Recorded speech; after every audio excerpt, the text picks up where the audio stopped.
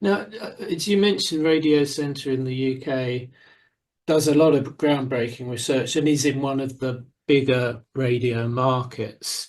And I think what's going to be particularly of interest to delegates is that the approach you're going to be talking about in Venice is something that might arguably be more scalable for sort of medium and smaller radio markets who may have more limited budgets than the UK or the US, for example. That's something called CampaignFX that was carried out by you for Radio Centre Ireland. I mean, I don't want to preempt your paper too much because we want people to be in the room, but something of a teaser. What are you going to be talking about? How does that actually work?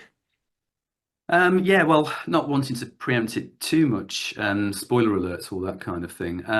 I think basically just outlining the you know the business case, the imperative, the problem.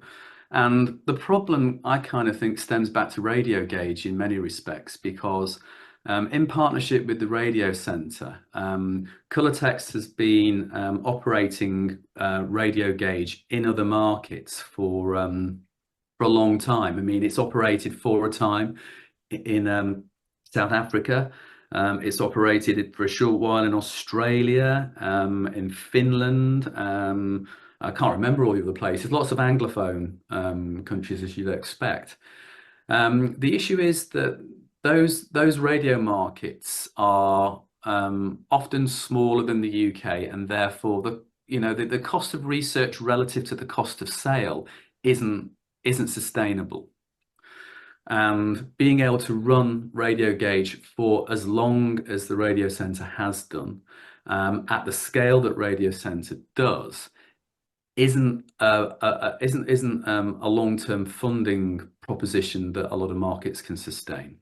Mm. So Kieran Cunningham, who is the chief exec of Radio Centre Ireland, was very, very interested in having something like Radio Gauge in his market. But we both understood that the financial sustainability of it was going to be an issue. So they say that, necessity is the mother of invention. And I worked with Kieran to figure out a way to do something that would give robust market response signals for audio advertisers at a financially sustainable on a financially sustainable basis.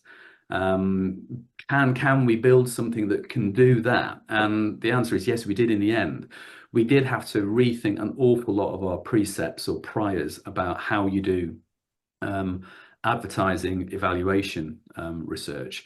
So there's a lot of commonality between the way the survey works with Radio Gauge. However, there are some key fundamental differences, which I actually think make it very exciting. And there's an awful lot of potential in what we can do with the sort of data that CampaignFX can now generate at scale. So that's the background story.